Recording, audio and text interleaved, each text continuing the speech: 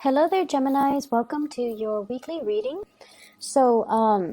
In terms of your love relationships, I have two definitive storylines here.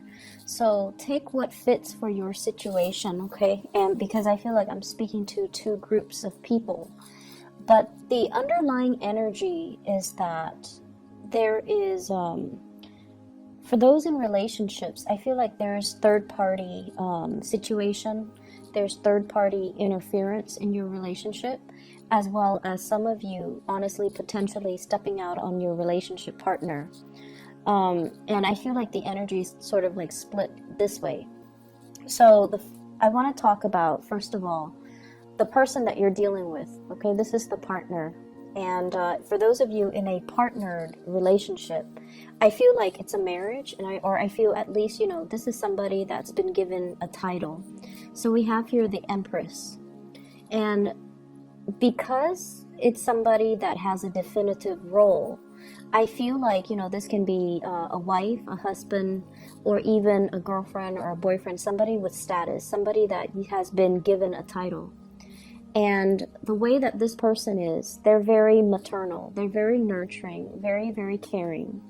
And they do a lot in order to maintain the household. They also do a lot in order to maintain stability within a dwelling, within a family unit. They are also the bearer of traditions.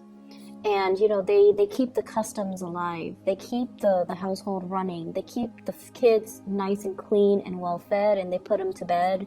And you're dealing with somebody that embodies the energy of love, nurturing, and abundance. On the negative side of this person, I feel like they can be a little bit controlling. They can be a little bit materialistic or a little bit frivolous, a little bit too much into the way that they look, the way that they are seen by the outsiders, or the way that they are seen by their family.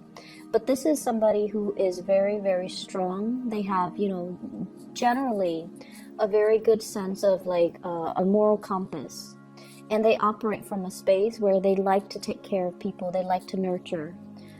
They can also have a lot of suitors, because this deals with beauty. It deals with harmony, beauty, and just appearance. So they could have, a lot of people vying for them. They can be very beautiful personally, or at least in your eyes. And I feel as if, with this Empress energy, and it's right next to the High Priestess. The High Priestess, usually in the traditional Rider-Waite deck, it's like the hidden woman, okay? The mister or the mistress. The person that we are keeping on the side, or the person that is not in the public eye. So for many of you, I just see this opposition here between the Empress, the person that you're seen in the public eye with, and the High Priestess, the person that's kind of like operating and working behind the scenes. And I feel as well that, you're divided between two people. You might also have two people that are in your environment that you're juggling, or you're stepping out on a relationship. What's coming in at the beginning of the deck, the spread here, is the Seven of Swords. And the Seven of Swords is a situation where it's not entirely upfront and honest and seeing the light of day. It's like keeping things from, it's like holding back on communicating whole truths, okay? Hiding things, keeping things under wraps, keeping things hidden. So it's sort of like all these questions are coming at you, and you're kind of dodging or being evasive. Or at least, if this is not coming from your end, somebody is dodgy or being evasive when it comes to, trying to get to the bottom of things, trying to get answers, trying to get some type of clarity in a situation. And when it comes out as this, as a sword energy, I feel like a lot of it is coming from your end, where you're dodging people in the interrogation process, where you're being very evasive. You're being very careful about what you're revealing, and you're also being very careful about what you're holding back, and what you're choosing very wisely, actually, what you're choosing to tell people, what questions you're choosing to ask or answer, and what questions you're choosing to evade. So there's this evasiveness that's coming through, and I feel like in the relationship sector, it usually denotes, third parties. It usually denotes another person that's in the mix. I'm also feeling as well that you could also be dealing with somebody that is like this, where they're keeping some information hidden from you, and you're trying to find out. You could be getting to know this person, and you might see this person as the one that you want to, build a relationship with. But there is some sense of like, they're either in your eyes being evasive, or they're kind of mysterious. They're kind of hard to pin down. And because of it, the attraction between you and this other person is very, very, it's felt on a very spiritual, on a very deep-rooted level.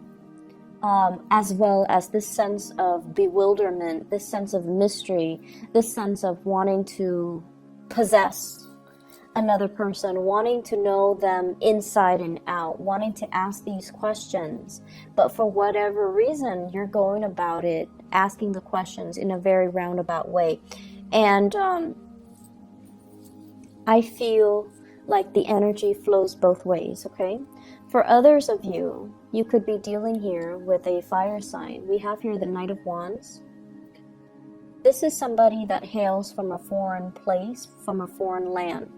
And I usually associate it with this with Sagittarius, which is your polar opposites. But it could be, another, whatever fire sign, Sagittarius, Aries, or Leo, Sun, Moon, or Rising. This is someone who's quite passionate. They don't stop in one place for too long. It's like, the Rolling Stone gathers no moss. They have that mentality. They're very here today, gone tomorrow. They're very exciting. They're very passionate. They go after what they want. And I feel almost like relationships are nice in their lives, but they're kind of like the nomad. They're constantly looking for new pastures. They're constantly looking for new adventures. They're constantly looking for new land to explore, to roam, to conquer. And I also feel as if you're involved with this person, there's a lot of things in their past that you're trying to figure out. But I don't know why. It's just the communication is not very straightforward. It's almost like you both are feeling this really strong attraction towards one another, but there's a sense of like, they're like this. Can I trust them? Or they're also wondering, the Gemini person is like this. Can I trust them to be truthful and faithful? And then you're wondering, can I trust this person to be truthful and faithful as well?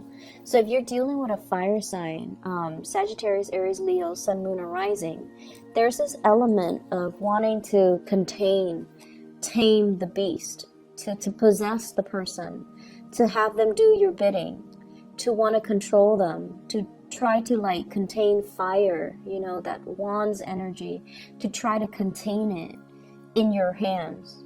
So you might have very well met your match for this week, Gemini. And this is not just somebody that just randomly comes into the picture. I feel like there are things about them that kind of, it's almost like the attraction I feel is very strong, as well as the temptation to want to control, to possess. They could be very possessive towards you, and you could be likewise very possessive towards them. And I feel like there are clashes when it comes to egos. One person wants to be free. One person wants to, I'll come and go as I please. I can't be contained. And then the other person wants to possess, wants to control, wants to dictate, how the relationship is going to go. And so it's almost like in the process of trying to contain fire in your hands, You might get burned. You want to be a little bit careful if you're dealing with this character. Not that they're not a bad person, but they value their independence so much that it's going to be very difficult for you to tell them, you know, like, I see this energy. You sit where I tell you to sit, you know? It's not that severe, not that controlling or manipulative, but I feel like it's this back and forth that you have with another person. And the back and forth, the communication though, is very, very, very wavy. It's not straightforward. And so in order to deal with this type of energy, if you're dealing with somebody that you really like and you want to, you know, build something with them, clear communication, especially if it's a fire sign, Geminis, you need to be very straightforward with your intentions. You need to communicate in a very matter-of-fact, blunt manner, because I feel like all fire signs really appreciate is just, you know, they don't like cryptic messages. They're too impatient to try to figure things out. And they're too impatient to wait for you to state your intentions. So the way to deal with this is with the High Priestess energy coming in the middle of the spread. It's sort of like, let's try not to hold back when it comes to communication. Let's be very clear, and let's not be cryptic when we are dealing with other people. It's a general, you know, good rule in life. But I feel like for some of you, there are just some things here with power struggles and control that's really interfering with your relationships, okay? For others of you, it could be this fire sign that is stepping out on the relationship. There's an overall sense of mistrust between you and them.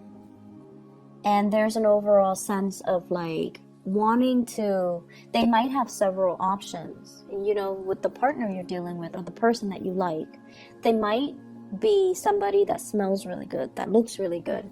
I see a lot of flowers here, so I'm tempted to say like smell.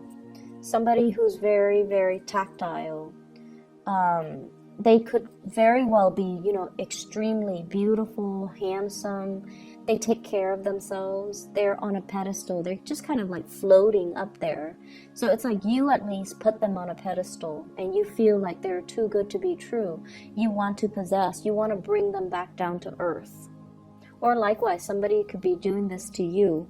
But I just feel as if it's an energy of like freedom versus commitment, and it's an expansive energy as well that deals with it's stirring up some insecurities from both parties, and as a result of it, I feel that it can be very challenging when it stirs up our insecurity, and when we feel like we can't communicate properly. We feel very rattled by the other person whenever we're around them, and we can't really gauge their intentions, or we can't really gauge what we're about to do, or they're coming so fast and so they're coming on so fast and so strong that you wonder, do they do this with everybody?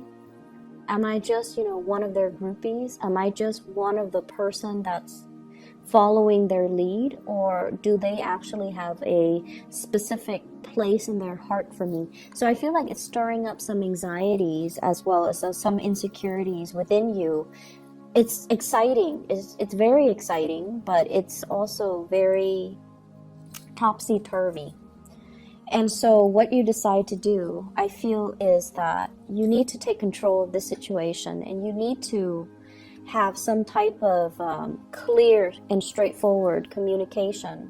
So rather than, you know, keeping them at bay and potentially driving them away, if you really like them, you want to have some type of a mutual understanding, agreement, consensus, or at least, you know, allow them to kind of just understand where you're coming from. Because I feel an energy of like, you know, you can leave, just go, I don't need you. But deep down, you do need them. You want them to come back, but you want to play it off. You want to appear aloof. And so I feel like there's some there are a lot of cues, things that are lost in translations. There are also a lot of miscommunication as well that needs to be worked out. I don't feel like it's getting resolved, but it needs to definitely be worked out in this spread, okay? At least for this week. So if this sounds like the situation you're in, where it's not third party, but there are fears of third parties, and you need to kind of just, open up that channel of communication. If you are dealing with a third party, I feel like your intuition is leading you on the right path towards kind of freeing yourself and not being, it's like, that being wrapped around somebody's fingers and feeling like they've got you pinned down. You can't go, even though you want to go off with somebody else. It feels like that to me. Moving on to other areas of your life here, this is pretty much serving as your spiritual advice. And what I feel overall is you are going to be playing mediator this week, okay? And I see some issues when it comes overall here to dealing with people, giving advice to people, being kind of like the onlooker in a conflictual situation. So for many of you, you might be, you might work as a therapist. You might play therapist for family members. You might play therapist for friends. You might be as well playing therapist for coworkers who are not getting along, who are competing with one another, who are working at cross purposes with one another, who are not communicating very well. And so you're going to be kind of like the person that they all go to vent their emotions, to vent everything that they're feeling. So whatever, frustrations other people are dealing with, they're going to come to you, and you're going to be kind of like that shoulder for them to cry on here with this Queen of Cups. And I also feel, this is family, this is friends coming in, as well as people in the workplace, not so much coworkers, maybe even people that you're managing, supervising, teaching. There's a big element here about training, learning a new craft, learning a new skill. Everybody's on board, working in the same direction, building something of lasting value. And I feel like, it's a process where we want it a specific way, but then we understand that the skill set of the people that are tasked with completing this process, they might not be capable, they might not be competent. So we kind of have to lower our expectations and kind of like go to their level to teach them where they're at. So I see you as being sought after for advice, for your opinion, for your skills and expertise. And I also see you giving logical, tangible advice on the practical front, but also giving, emotional advice as well in other areas. There could also be conflict between you and a water sign, okay? So Pisces, Cancer, Scorpio, Sun, Moon, or Rising, regarding, this is a card about competition here. So you could be competing with each other. If it's somebody who's also in very high demand, they might do things differently than you because, you're an air sign, they're a water sign. They're not going to move as fast as you'd hope. So if you're waiting on them, there's going to be that element of frustration. The career front is looking really, really good here with the sun. The sun indicates to me, the spotlight. It's sort of like the areas where you shine, or the areas where you're very, very visible. Everybody sees everything that you're doing. But it's next to the Three of Pentacles, which denotes that people are soliciting you. They're trying to find you. They're coming to you in droves to try to get your expertise, get your ideas, get your opinions. So I feel like you're giving off advice, and then the other person stalls, and they're trying to, work one step at a time. So when I mention like the people in your midst, they're tasked with doing something, but their skill level or their expertise or their capabilities are not on par with what you had plan for them, so you have to lower your expectations a little bit. This is sort of like somebody who doesn't really know how to do things repetitively. So it could be, you know, they're trying to remember the process.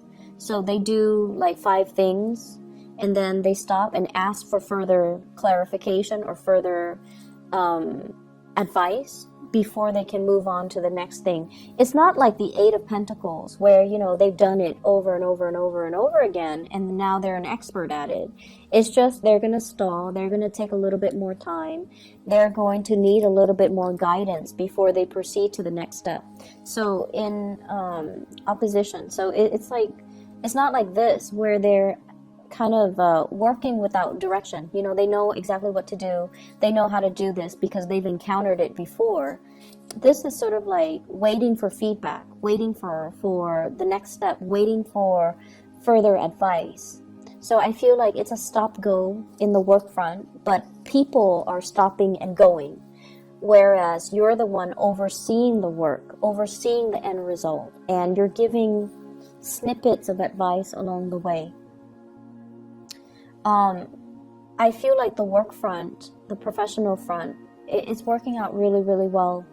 It's just as well, I feel, with this love situation, you know, if it's a third party interfering, it could heavily be as well, like, you know, I'm hearing like unwanted attention, a lot of unwanted attention that can lead to misunderstanding as well. So it could be where there's like an active third party interfering in your relationship and it's creating jealousy. Even though you're not partaking in that, it can also create jealousy.